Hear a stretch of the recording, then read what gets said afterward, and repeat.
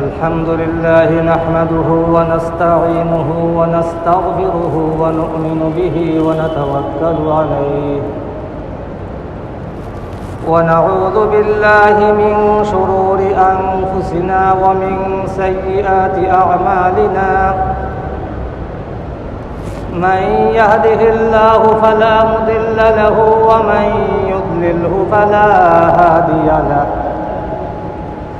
ونشهد أن لا إله إلا الله وحده لا شريك له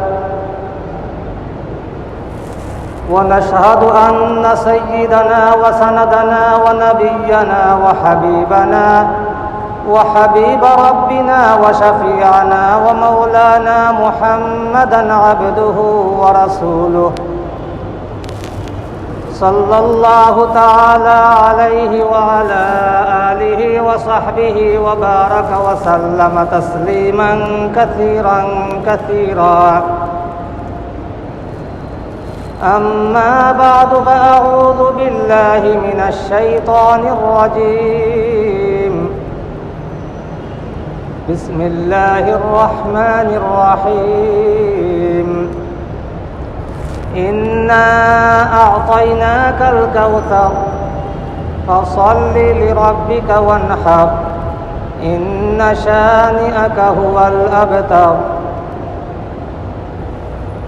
وقال رسول الله صلى الله عليه وسلم ما عمل ابن آدم من عمل يوم النحر أحب إلى الله من إهراق الدم وإنه ليأتي يوم القيامة بقرونها وأشعارها وأضلافها وإن الدم ليقع من الله بمكان قبل أن يقع بالأرض فطيبوا بها نفسا وقال أصحاب رسول الله صلى الله عليه وسلم يا رسول الله ما هذه الأضاحي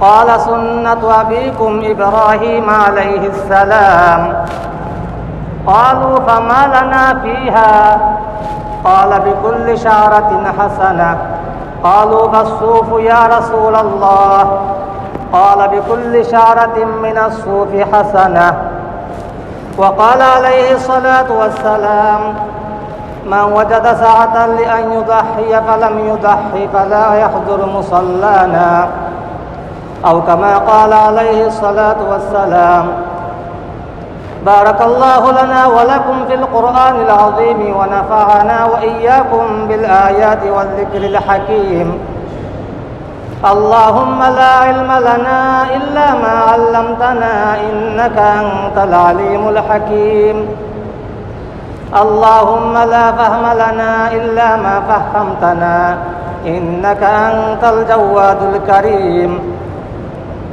رب اشرح لي صدري ويسر لي أمري واحلل عقدة من لساني يفقه قولي إن الله وملائكته يصلون على النبي يا أيها الذين آمنوا صلوا عليه وسلموا تسليما صلى الله على سيدنا ومولانا محمد وعلى آله وأصحابه وسلم صلى الله على سيدنا ومولانا محمد وعلى آله وأصحابه وسلم بلغ العلا بكماله كشف الدجى بجماله حسنت جميع خصاله صلوا عليه وآله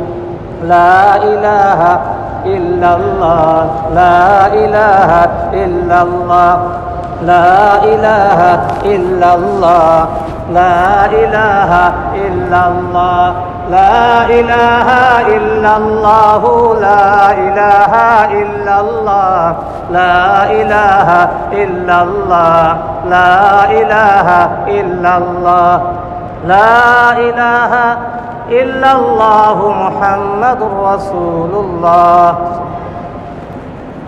আল্লাহ পাক রাব্বুল আলামিনের মেহেরবানি আল্লাহ তাআলা আমারে আপনারে জিলহজ মাস পর্যন্ত আল্লাহ তাআলা হায়াত দীর্ঘায়িত করছেন। আজকে জিলহজ মাসের 9 তারিখ আমরার দেশের লাগিয়া আজকে হইল গিয়ে আরাফার দিন। আজকে যদি কেউ রোজা রাখে তাইলে আরাফার দিনের যে রোজা রাখার ফজিলত অর্থাৎ পূর্ববর্তী 1 বৎসরের গুনাহ আর পরবর্তী 1 বৎসরের গুনাহ আল্লাহ তাআলা মাফ করেন, এটা আমরার দেশের লাগি আজকের দিন। আর আগামী খাই হইল গিয়া ঈদুল আযহা 10 জিলহজ কোরবানির ঈদের দিন। যেহেতু সামনে আমরার কোরবানি মহান একটা ইবাদত, আল্লাহ পাক রাব্বুল আলামিনের হুকুম সামর্থ্যবান মানুষের লাগিয়া পুরুষ মহিলার লাগিয়া আল্লাহ পাক রাব্বুল আলামিনে কোরবানির ওয়াজিব করছে। এই কারণে এই কোরবানি সংক্রান্ত কিছু আলোচনা আল্লাহ পাক রাব্বুল আলামিনে যদি আমারে তৌফিক দান করেন, সংক্ষিপ্তভাবে কোরবানির কিছু ইতিহাস আমরা জানি, তারপরেও আলোচনা না করলে যে পরবর্তী আমরার যে জেনারেশন, পরবর্তী যারা আইবা, আমরা ওইগুলা শুনি এইরকমভাবে মেম্বরও শুনি এইগুলো আমরা জানছি, আমাদের পরবর্তী যারা আইবা তারাও ওইরকমভাবে এগুলো শুনতা। এরপরে কোরবানির ফজিলত, কোরবানির তাৎপর্য এবং গুরুত্ব, কোরবানির মাসাইল, বিশেষ করে মাসাইল আমরার জানা খুব দরকার। যে কার উপরে ওয়াজিব, কোন পশু দিতাম কুরবানি, কোন পশুর মধ্যে কোন দোষ আইলে এই পশু দিয়া কুরবানি হইতো না। এরপরে কুরবানি দিলে আমরা কিলা দিতাম, কুরবানি দেওয়ার তরিকা, সুন্নত তরিকা কীরকম। এরপরে শরিকানা দিলে কিভাবে দিতাম। এরপরে কুরবানির গোশতর হুকুম, এরপরে কুরবানির চামড়ার হুকুম। আল্লাহ পাক রাব্বুল আলামিন যদি তৌফিক দেন তো ধারাবাহিকভাবে একটা করে ইনশাআল্লাহ আলোচনা করব।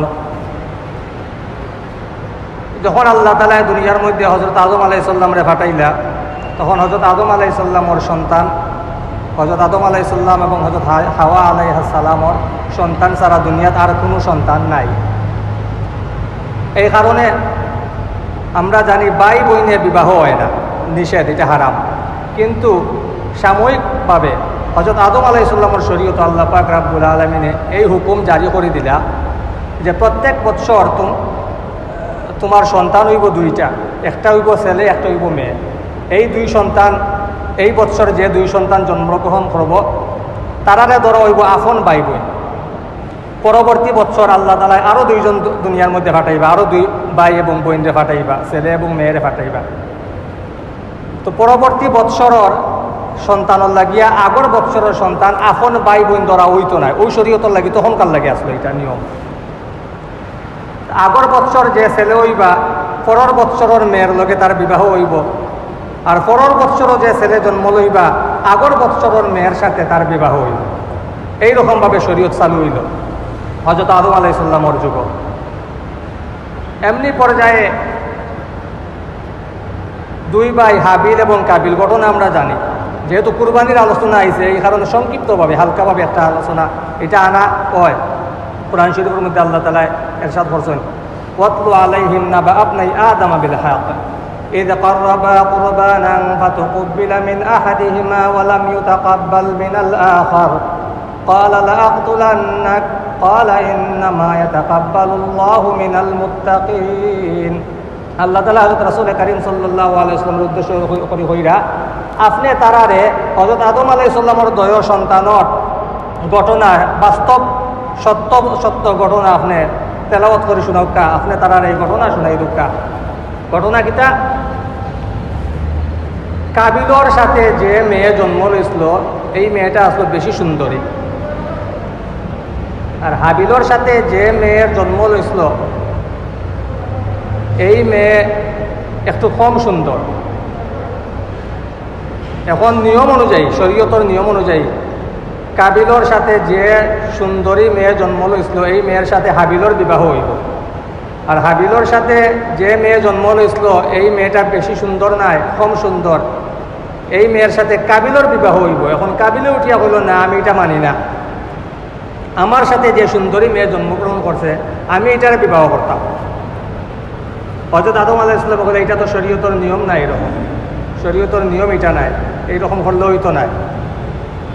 কইল না আমি এটা মানি না, আমি ওই সুন্দরী মেয়ে আমার সাথে যে জন্মগ্রহণ করছে আমি তার বিবাহ করতাম। তখন হযরত আদম আলাইহিস সালাম কইলা ঠিক আছে, তো তুমি তাই 10 জনে কুরবানি করো,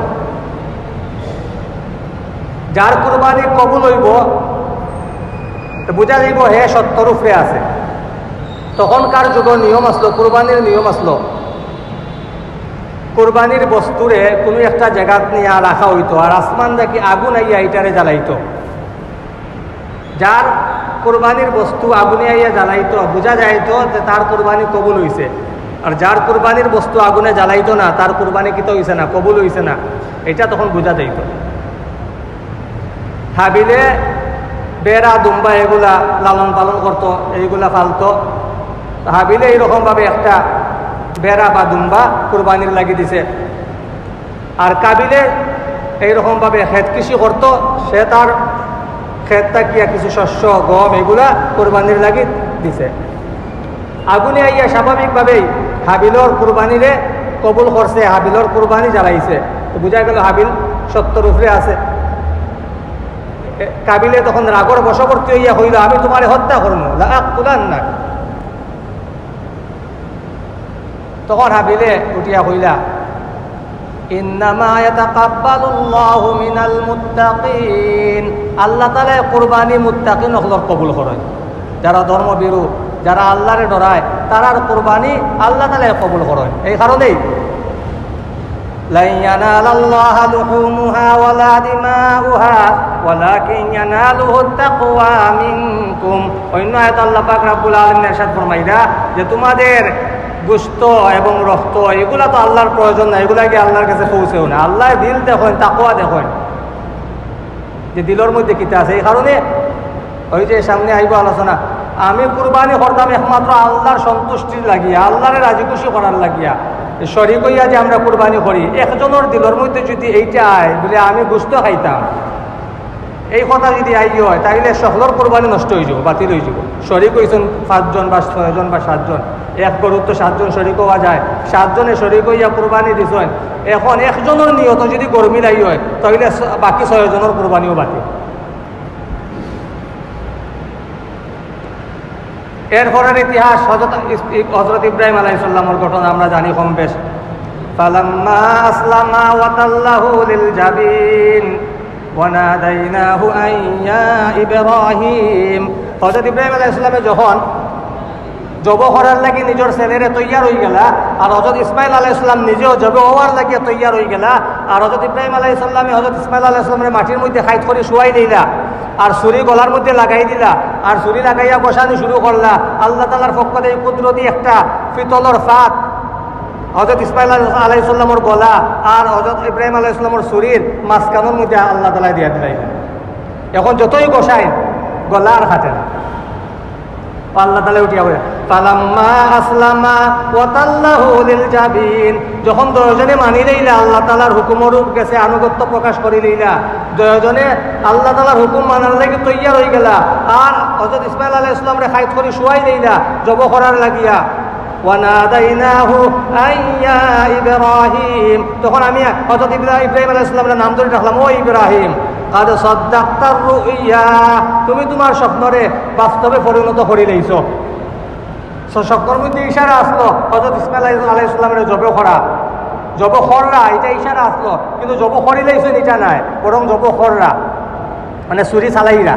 এই যে ছুরি চালানি পর্যন্ত এতটুকু স্বপ্ন আসলো, এই এতটুকু পর্যন্ত যদি ইব্রাহিম আলাইহিস সালাম পুরা করে লইছেন। আল্লাহ তাআলা এখন তুমি তোমার স্বপ্নরে বাস্তবে পরিণত করে লইছো। ইন্না কাযালিকা নাজজিল মুহসিনিন, আমি এমনি ভাবে আল্লাহ তাআলা ইরশাদ ফরমাইরা কিয়ামত পর্যন্ত যারাই আমার হুকুম মানব, যারা উপরে কুরবানি ওয়াজিব হয়ে গেছে, কুরবানি দেওয়ার লাগি প্রস্তুত হয়ে গেছে, কুরবানি দিলেই তো আল্লাহরে খুশি করার লাগিয়া, আল্লাহ তাআলা এখন আমি তারারও দুনিয়া আখিরাত তারা এরকমভাবে বদলা দিয়া দিব, তারারে আমি উত্তম বদলা দিয়া দিব, তারা নেককার। ইন্না কাযালিকা নাজজিল মুহসিনিন। এই কারণে হযরত রাসূল করিম সাল্লাল্লাহু আলাইহি ওয়াসাল্লাম ইরশাদ মা আমিলা ইবনু আদম মিন আমালিন ইয়াওমান নাহরি, ইয়াওমে নহর। এই নহর মানে উট কুরবানিরে হয় নহর, আর গরু মহিষ ছাগল আমরা যে জব করি এইটার হয় জবে আরবিতে। এই কারণে ঈদুল আজহার আর একটা নাম হইল ইয়ামুন নাহার, নহরের দিন। এই নহর মানে কোরবানি।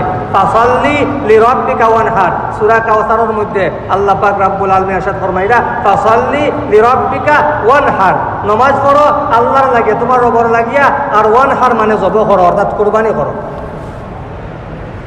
তাফসীরের কিতাব মুফাসসিরিনে কেরামেল আছে এখানে নামাজ পড়া দ্বারা উদ্দেশ্য হইলে ঈদের নামাজ, আমরা কালকে একটা ঈদের নামাজ পড়বো।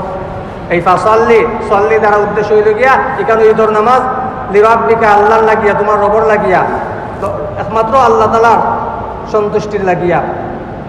ওয়ানহার এরপরে আমি কুরবানি করতাম একমাত্র আল্লাহ পাক রব্বুল আলামিনের সন্তুষ্টির লাগিয়া। লাগি তো ইন্না সলাতি ওয়া নুসুকি ওয়া মাহইয়ায়া ওয়া মামাতি লিল্লাহি রাব্বিল আলামিন, আমার নামাজ, আমার কুরবানি সহ সকল ইবাদত, ওয়া মাহইয়ায়া ওয়া মামাতি, আমার জীবন আমার মরণ, লিল্লাহি একমাত্র আল্লাহর লাগিয়া।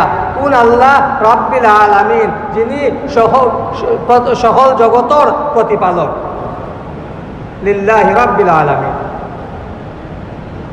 এই কারণে আমরা কুরবানির সময় যখন দোয়া করতাম, পয়লা ধারাবাহিকভাবে আইতো আসলো পরে, এখন আইতে হতার সাথে সাথে হয়ে যায়। আমরা যখন কুরবানি করবো তখন আমরা যারা পারি নিয়ম হইল গিয়া নিজের কুরবানি নিজে করতাম, নিজের হাতে। আমি নিজে কুরবানি দিলাম, আমি নিজে কুরবানি নিজেরটা করতাম, এটা হইলে উত্তম বালা। পারি না অন্যরে দিয়ে করাইতে পারবো, জানলে বলে একজন দিয়া করাইতাম, আর নিজে উপস্থিত থাকা উত্তম। মহিলা হলে যারা কুরবানি করাইরা তারা এইরকমভাবে উপস্থিত থাকতাম পর্দার সাথে। পর্দার বেঘাত ঘটে যদি যা দেখা যায় তাহলে উপস্থিত থাকার দরকার নাই। যদি দেখা যায় পর্দা রক্ষা করিয়া উপস্থিত থাকা যাইব তাহতা। আর একটা মাসলা, এখন কোনো মহিলায় কুরবানি করতে পারেন এবং করিলাইন, তাইলে কিতা বলে হইব, কোনো সমস্যা নাই। কোনো মহিলায় যদি তার কুরবানি নিজে করিলাইন হইব, সমস্যা নাই। পর্দার লঙ্ঘন হইত না, শর্ত হইলে গিয়া পর্দা লঙ্ঘন হইত না। নিজের ঘরের ভাই বেড়াতর যারা আসলেন, ভাই বোন সকলে মিলিয়া, আর একজন মহিলায় তাই নিজে কুরবানি করি দিলা পর্দা রক্ষা করিয়া, বাইরা মানুষ কেউ নাই, ঘরের মানুষ সকল বলে হইব, সমস্যা নাই। দোয়া করতাম ইন্নী ওয়াজ্জাহতু ওয়াজহিয়া লিল্লাযী ফাতারাস সামাওয়াতি ওয়াল আরদা হানিফান ওয়া মা আনা মিনাল মুশরিকিন ইন্না সলাতি ওয়া নুসুকি ওয়া মাহইয়ায়া ওয়া মামাতি লিল্লাহি রাব্বিল আলামিন লা শারীকা লাহু ওয়া বিযালিকা উমিরতু ওয়া আনা আউয়ালুল মুসলিমিন বিসমিল্লাহি আল্লাহু আকবার। হইয়া এইরকমভাবে গলার মধ্যে কইরা যে এই একটা হইল গিয়া খাদ্য নালী, একটা হইল গিয়া শ্বাসনালী, এরপরে দুইটা রক্তনালী আছে, দুইটা, এই 4টা রোগ খাদ্য সম্পর্কে যদি 3টা হয়ে যায়, 3টা খাটা হয়ে যায়, তাইলে কিন্তু হইব কোরবানি হয়ে যাব। আর নাইলে 4টা খাটতাম, নিয়ম হইল গিয়া। যদি 3টা খাটা হয়ে যায় তো হয়ে যাব, 2টা খাটলে হইতো না। 3টা খাটা লাগবে সম্পর্কে, 4টার মধ্যে এই 3টা খাটা লাগবে। এরপরে আর একটা মাসলা, যখন যেন খসাই হলে জব করার পরও সাথে সাথে চুরি আতলিয়া গলার মধ্যে খুঁচানি শুরু করে, তো দেখছেন যে এটা আসলে ঠিক নাই। তখন এই খুঁচানির কারণে অনেক সময় এই পশুর হার্ট অ্যাটাক হয়, তখন মৃত্যুটা জব করার কারণে হয় না, তখন মৃত্যুটা হার্ট অ্যাটাকের কারণে হয়ে যায়। এতে কি আমার কুরবানি নষ্ট হওয়ার সম্ভাবনা আছে। এই কারণে আমি জব করার পরে খসাই আত দিতাম না, কইতাম গরু আস্তে আস্তে ঠান্ডা হোক, এটা উত্তম। গরু ঠান্ডা হোক, আস্তে ধীরে ঠান্ডা হওয়ার পরে এরপরে হাত লাগানি, চামড়া ছিলানি, গরু ঠান্ডা হওয়ার পরে। হযরত ইব্রাহিম আলাইহিস সালামের সুন্নত হিসাবে সাহাবায়ে কেরাম রিদওয়ানুল্লাহি আলাইহিম আজমাইন হলে প্রশ্ন হলো, ইয়া রাসূলুল্লাহ মা হাদিহিল আযাহিয়্যু, কুরবানি কিতা, কি জিনিস কুরবানি? হুজুর সাল্লাল্লাহু আলাইহি ওয়াসাল্লাম ইরশাদ ফরমাইলা সুন্নাতু আবিকুম ইব্রাহিম আলাইহিস সালাম, এটা তো তোমাদের পিতা ইব্রাহিম আলাইহিস সালামের সুন্নত। ওই যে জব করা, ছেলেরে জব করতে আসলা, পরবর্তীতে আল্লাহ পাক রব্বুল আলামিন জান্নাত থেকে এইরকমভাবে বেড়া পাঠাইছেন, তাফসীরে মারিফুল কোরআন বেড়া লেখছেন, বেড়া পাঠাইছেন জব করার লাগিয়া। এরপরে এটা কোরবানি করলা, এরপর থেকে কোরবানির সিস্টেম পাল্টে গেল। আগে আসতো আগুনে জ্বালাইতে হতো আদম আলাইহিস সালামের যুগ, এরপর থেকে কোরবানির সিস্টেম পাল্টে গেল, বলে কোরবানি পশু জব করারে এইরকমভাবে কোরবানি পাওয়া হয়। তা আমরা শরীয়ত আল্লাহ পাক রব্বুল আলামিনে সামর্থ্যবান হল লাগিয়া এই কোরবানির ওয়াজিব করে লইছেন। সামর্থ্যবান মানে তাদের উপরে কোরবানি ওয়াজিব।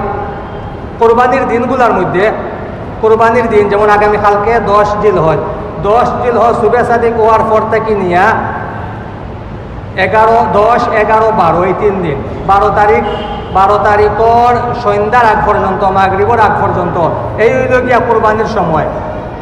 প্রথম দিন যদি আমি কুরবানি দিতাম না পারি, দ্বিতীয় দিন দিতে পারবো। প্রথম দিন উত্তম, বেশি উত্তম ঈদের দিন কুরবানি দেওয়া। না পারলে 2 নম্বর দিন 11 তারিখ দিতে পারবো। 11 তারিখ যদি না দিতাম পারি 12 তারিখ দিতে পারবো। 12 তারিখের সন্ধ্যার আগ পর্যন্ত, 12 তারিখের সন্ধ্যার আগ পর্যন্ত এই টাইমে দেওয়া যাব।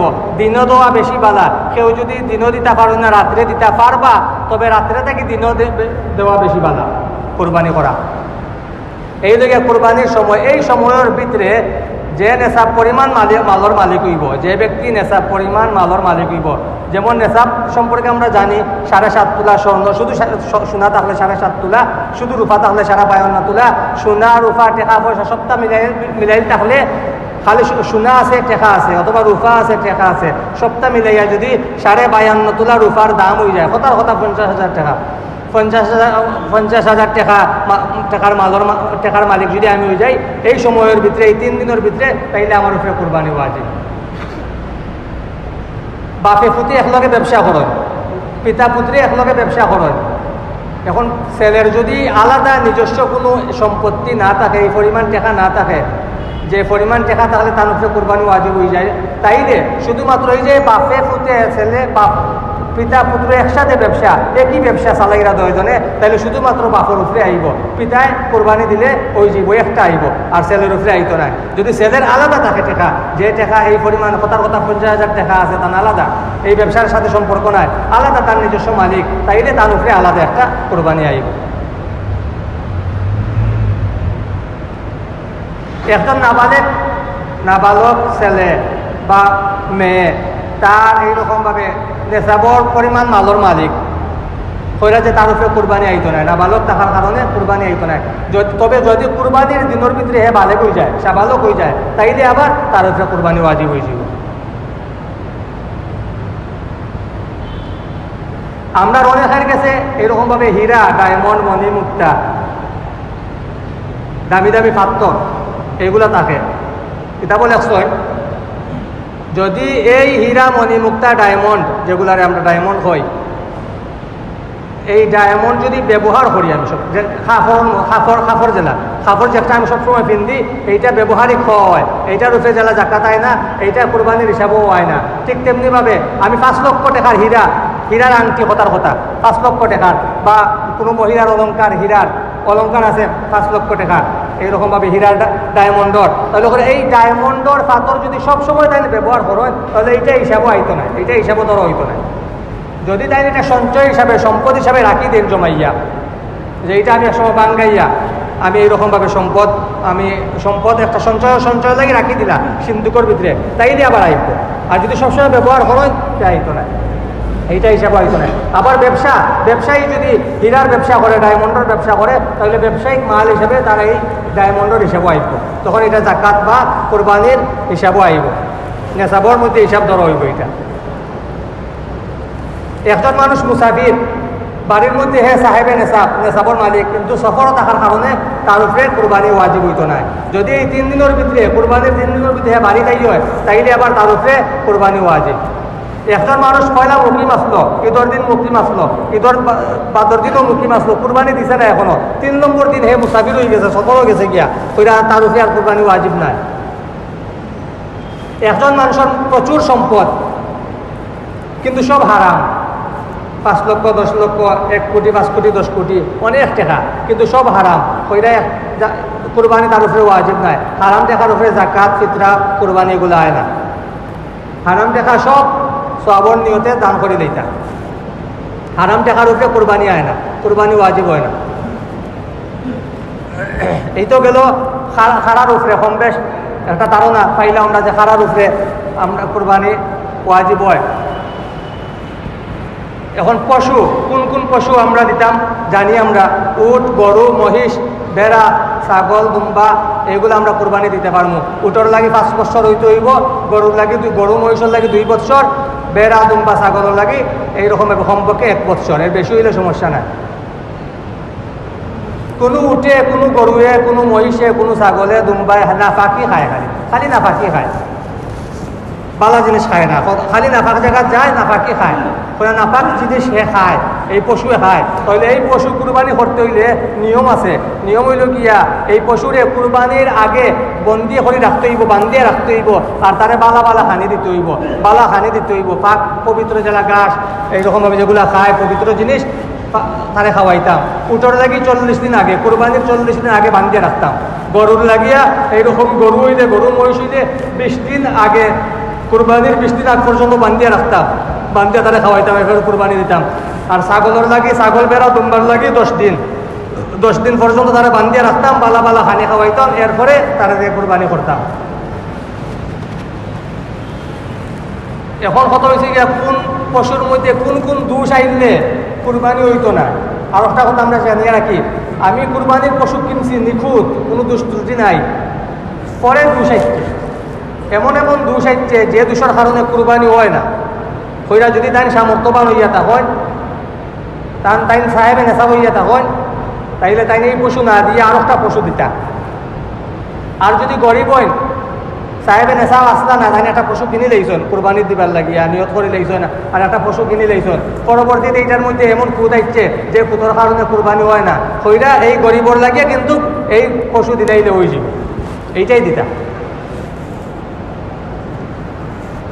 এখন কোন কোন দোষ আইলে কুরবানির পশুর মধ্যে কুরবানি হইতো না। প্রথম কথা হইলে পশু যদি হিজড়া হয়, কিতা বলে আসলে হিজড়া হইলে এটা দ্বারা কুরবানি হইতো না। এরপরে হইল যদি পাগল হয়, পশু যদি পাগল হয়ে যায়, তাহলে শর্ত হইল গিয়া পাগলামির কারণে, পাগলামি পরেও যদি হে ঘাস তার খানি খাইতো, খায় ঠিক মতো হইরাতে হইব। আর পাগলামির কারণে যদি ঘাস বা তার খানি খায় না, যে পশু গরু হোক বা ছাগল হোক, পাগলামির কারণে খায় না, হইরাতে এই পশু দিয়ে কুরবানি হইতো না। এরপরে শিং, পশুর শিং, জন্ম থেকে কোনো একটা পশুর শিং উঠছে না, জন্ম থেকে নাই শিং, হইলে হইব, সমস্যা নাই। বা একটা উঠছে না, হইব। পশুর শিং ভাঙ্গি গেছে, আধা খান ভাঙ্গি গেছে, অথবা খাল উঠি গেছে, সিংহর খাল উঠি যায় অনেক সময়, হইলে সমস্যা না, হইব। যদি পশুর শিং একবারে গুড়া থেকে উঠে যায়, একটা মগজকে ধরিলায়, একবারে গুড়া থেকে উঠে গেছে শিং, হইলে এইটা এই পশু দিয়া কুরবানি হইতো না।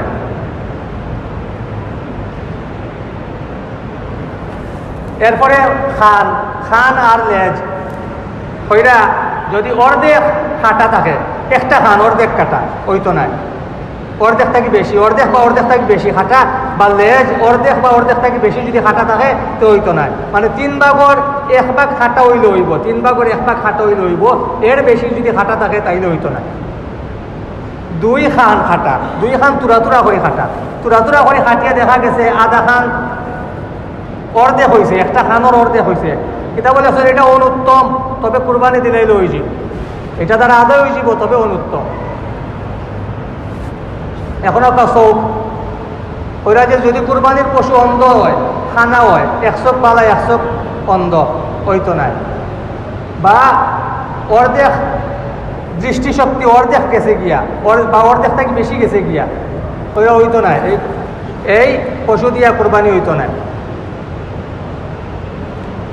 অন্ধ কিলা মাফতাম, কিতাবে একটা সিস্টেম দেখছেন, তারে খানির সামনে একটা চোখ বন্ধ রাখিয়া 1 চোখ খোলা রাখিয়া খানির সামনে আনিয়া যে 2-3 দিন তার উপাস রাখিয়া, এরপরে খানি যখন সামনে আইব তখন দেখবো কোন জায়গা থাইয়ালে দেখছে ওই জায়গাতে একটা চিহ্ন দেওয়া, এরপরও এই চোখ খুলি আর চোখ বান্ধিয়া ও চোখ দিয়ে চাওয়ানি, দয়টা সমান সমান নি, তাইলে বুঝা যাব দয়টা একই জায়গাতে খানি একই জায়গাতে আনার পরে দেখছে নি। যদি দেখা যায় একই জায়গা খানি আওয়ার পরে দেখছে, তাইলে বুঝা যাব দয় চোখ একরকম।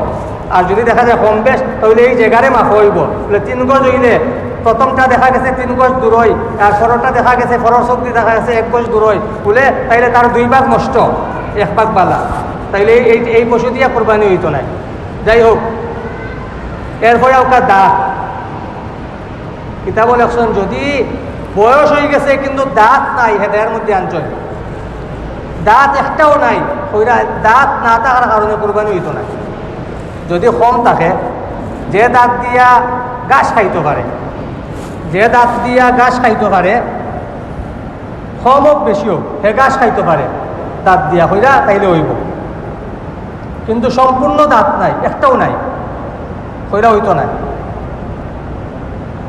এরপরে জিব্বা, যদি জন্ম থাকি ছাগলের জিব্বা না থাকে তাইলে কইরা এই ছাগল দিয়ে কুরবানি হইব, কিন্তু জন্ম থাকি যদি গরুর জিব্বা না থাকে তাইলে এই গরু দিয়ে কুরবানি হইতো না। এরপরে আপনার ট্যাং, যদি 3টা ট্যাং বালা, এক ট্যাং নষ্ট হয়ে গেছে, এক ট্যাং দিয়ে আটতে পারে না, বর দিতে পারে না, ওইটা তাইলে হইতো না। সাইরোর ট্যাং একটু ল্যাংড়ায় ল্যাংড়ায় আটে, আগে বা বর দিতে পারে, সাইরোর খাওয়ার মধ্যে বর দিতে পারে, একটু ল্যাংড়ায় ল্যাংড়ায় আটে, ওইটা হইব। কিন্তু যে কোনো এক পাওয়ার দিয়ে বর দিতেই পারেন না, এই গরু দিয়ে কোরবানি বা এই পশু দিয়ে কোরবানি হইতো না। এরপরে দুধের বাট, ওইটা ছাগলের যদি একটা বাট যদি দুধ বন্ধ থাকে তাইলে হইতো না, আর গরুর যদি 2টা বায়ের বেশি যদি বন্ধ থাকে তো হইতো না। চর্মরোগ, কোনো পশুর মধ্যে চর্মরোগ হয়েছে, হেদায়ের মধ্যে লেখছেন যদি মোটা তাজা হয় পশু তাইলে এইটার গোস্ত খাওয়া যাইব, এইটা দ্বারা হইব। চর্ম ধরা যাইব যে তার চামড়ার মধ্যে রোগ, গোস্তর মধ্যে গেছে না যদি মোটা হয়। আর যদি একবারে হালকা পাতলা হয়, শুকনা থাকে, তাইলে চর্মরোগ বোঝা যাইব তার গোস্তর মধ্যে এফেক্ট করে লইছে, গোস্তর মধ্যে ধরে লইছে, ওইটা এইটা দিয়ে হইতো না। যদি চিকন হয়, হালকা হয়, শুকনা হইতো না। এমন দুর্বল পশু আসতে পারেন না, আটিয়া যাইতে পারেন না কোরবানির জায়গা, এমন দুর্বল আটিয়া যাইতে পারেন না কোরবানির জায়গা, ওরা এই দুর্বল পশু দিয়ে কোরবানি হইতো না।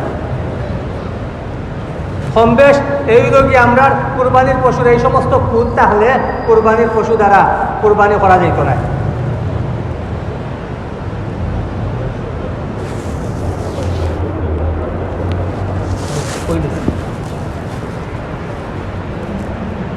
হুজুরে কইরা যে আবার হইয়া দিতাম ওই যে বয়সের কথা, যে একটা উটর লাগি 5 বছর, সম্পর্কে উটর বয়স 5 বছর হইতো, আর গরুর বয়স, গরু মহিষের বয়স সম্পর্কে 2 বছর হইতো, আর ছাগল বেড়া দুম্বার বয়স সম্পর্কে 1 বছর হইতো। হ্যাঁ, বেড়া এবং দুম্বার ব্যাপারে একটা কথা আইছে, যদি 6 মাসের উপরে থাকে আর 1 বছরের বেড়া বা দুম্বার খালের মধ্যে ছাড়ি দেওয়া হয়, আর যদি দেখা যায় এইরকম 6 মাসের উপরে বয়স কিন্তু দেখতে লাগে 1 বছরের মতো, ওইটা তাইলে এই বেড়া বা দুম্বা দিয়া হইব। তবে শর্ত হইল গিয়া বয়স 6 মাসের উপরে হইতে হইব। এরপরে আমরা কোরবানির নিয়ম কম বেশ করে নিয়েছি। এই যে কোরবানি সাইরও রব খাটা হইতো, আর আমি দোয়াগুলো হওয়া হয়েছে। কোরবানির পরে একটা দোয়া পড়তাম, কোরবানি করার পরে আল্লাহুম্মা তাকাব্বালহু মিন্নি, নিজের পক্ষ থেকে হইলে মিন্নি, বা অন্যর পক্ষ হইলে মিন হইয়া অমুকর নাম, আল্লাহুম্মা তাকাব্বালহু মিন্নি কামা তাকাব্বালতা মিন হাবিবিকা মুহাম্মাদিন ও খালিলিকা ইব্রাহিম আলাইহিস সালাতু ওয়াস সালাম। দোয়া পারলে বালা, না পারলে কোনো সমস্যা নাই, খালি বিসমিল্লাহ আল্লাহু আকবার হইয়া যতজনে চুরি ধরবা ততজনে বিসমিল্লাহ হইতা, এই বিসমিল্লাহ আল্লাহু আকবার হইয়া আমি যদি জব করিলাই তাইলে কোরবানি হয়ে যা। দোয়া পারলে বালা, না পারলে কোনো সমস্যা নাই। শিখতাম, তবে উত্তম হইলে আমি এগুলো শিখতাম, শিখিয়া আমি আমরা যারা কোরবানি দিতাম দিমু নিজের হাতে নিজে এগুলো শিখিয়া এইরকমভাবে মুস্তাহাব তরিকায় আমি এইরকমভাবে কোরবানি করতাম। কোরবানির গোশত আমরা জানি যদি ওসিয়তর কোরবানি হয় আর মান্যতর কোরবানি হয়, ওসিয়ত করি গেছেন যে আমার নামে একটা কোরবানি করিও, তো ওয়ারি সকলে কোরবানি করছেন, অথবা কেউ মান্যত করছে আমার অমুক খাজ যদি হয়ে যায় তাইলে আমি কোরবানি করবো, এখন খাজ হয়ে গেছে, এখন তার উপরে এই কোরবানি করা ওয়াজিব। ওরা এই মান্যত এবং ওসিয়তর কোরবানির গোশত ওয়ারি সকলে খাইতে পারতা না, ধনী খেউরে দিতে পারতা না, গরিব হলরে সব গোশত বাকিয়ে দিলাইতা। এছাড়া সাধারণত আমরা যারা যেটা কোরবানি করি এই কোরবানির গোশতরে মুস্তাহাব হইল গিয়া, ওয়াজিব নাই, মুস্তাহাব হইল গিয়া 3টা ভাগ করতাম। 1 ভাগ নিজে খাইতাম, 1 ভাগ আত্মীয় স্বজন হলরে দিতাম, 1 ভাগ গরিব গুড়াবা হলরে দিতাম। সকলে খুশিবাসি করতো ঈদের দিন, আমরা যেটা গোশত খাইতাম গরিব হলেও খাইতো, তারাও একটু খুশিবাসি করতো ঈদের দিন, তারাও আমরা দিতাম। এটা লিখে বেশি বালা। হ্যাঁ, আমার ঘরও মানুষ বেশি, দেখা যায় আমি অত ভাগ করলে আমার হইতো না, কেউ যদি সব খাই দিতে চাইন পারবা, অসুবিধা নাই। এবং কোরবানির গোশত হইতো যে 1 বছর পর্যন্ত রাখিয়া খাওয়া যেতে পারে। যদি 1 বছর পর্যন্ত রাখা সম্ভব হয় তাহলে 1 বছর পর্যন্ত আপনি রাখতে পারবা, রাখিয়া খাইতে পারবা। অনেকে মনে করেন, অনেকে জিজ্ঞাইছেন হয়তো 3 দিনের বেশি বিলে ফারা যায় না, বলে না 1 বছর পর্যন্ত ফারা যায়। কোরবানির গোশত 1 বছর পর্যন্ত আপনি সংরক্ষণ করিয়া ফ্রিজে রাখিয়া সংরক্ষণ করুকা বা রইদ হুকাইয়া সংরক্ষণ করুকা, এইরকমভাবে রাখিয়া খাইতে পারবা। কোরবানির চামড়া বেশি ভালো হইল গিয়া মাদ্রাসা দেওয়া, গরিব গুড়াবা হলো, গরিব ছাত্র হলে এগুলা দ্বারা করব, দিনের খেদমত হইব, বেশি বালা ওই লোক কোরবানির চামড়াগুলো আমরা দিতাম, মাদ্রাসাতগুলা দিতাম। এছাড়া কুরবানির চামড়া আমি ইচ্ছা হলে নিজে ব্যবহার করতাম পারি শুকাইয়া, অথবা জেসা খেউরে হাদিয়া দিতাম পারি, গুস্ত জেলা হাদিয়া দিতাম পারি। কুরবানির চামড়াও আমি ধনী গরিব জেসারে আমি হাদিয়া দিতে পারবো। কিন্তু যদি বেশিলাই কুরবানির চামড়া যদি বেশিলাই আমি, তাইলে কিন্তু এই চামড়ার টেকা আমি খাইতে পারতাম না, কোনো ধনীরও দিতে পারতাম না। এই কুরবানির চামড়া বেশি দিলে এই টেকা এখন গরিবর হক, গরিবরে দিলাইতাম। আবার কুরবানির গুস্ত, কুরবানির চামড়া আমি এই যে কষাই হলে জব করবা, তারারে আলাদা নির্ধারণ করে দিতাম, তোমার 500 টাকা দিব বা 1000 টাকা দিব, আমার কুরবানি করে দিবাই, এই টেকা তারে দিলেওয়া এই মজুরির সাথে চামড়া বা গুস্তরে এড করতাম না, যদি এড করিতে হইতো না। আলাদাভাবে যদি আমি তারে কিছু গুস্ত দেই, তার মজুরি দিলাইছি 500 টাকা হোক 1000 টাকা হোক মজুরি দিলাইছি, এরপরে আমি তারে খুশি হইয়া কিছু গুস্ত দিলাম, শুধু এক্সট্রা আমার পক্ষতাই দিতাম, এটা মজুরির সাথে অন্তর্ভুক্ত নয়।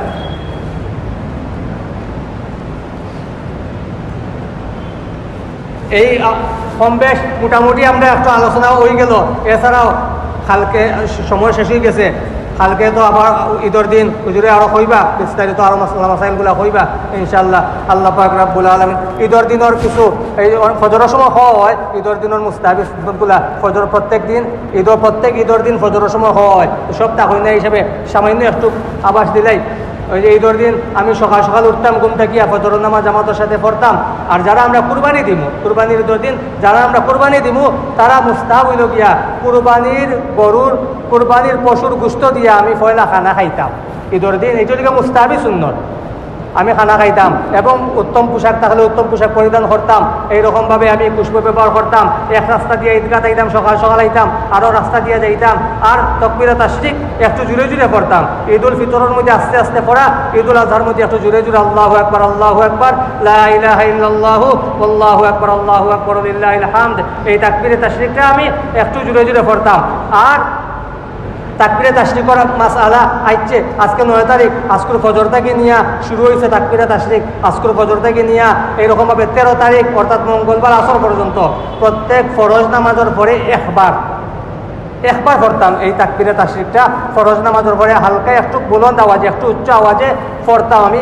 প্রত্যেকের লাগিয়া বালেক পুরুষ মহিলার লাগিয়া, মহিলা হলে আস্তে আস্তে পড়তা, পুরুষ হলে জুড়ে জুড়ে পড়তা। একবার পড়া ওয়াজিব। আমরা অনেক সময় মনে করি ওই যে ওজুর মধ্যে একবার দোয়া ফরজ আর 3বার দোয়া মনে হয় সুন্নত, তো ওলা মনে হয় একবার খাওয়া ওয়াজিব আর 3বার খাওয়া মনে হয় সুন্নত। ইলা নাই, 3বার খাওয়া সুন্নত নাই, একবার খাওয়াটাই ওয়াজিব, একবারই হইতাম। আল্লাহ পাক রব্বুল আলামিন আমার আপনার বুঝার আমল করার তৌফিক দান করুন।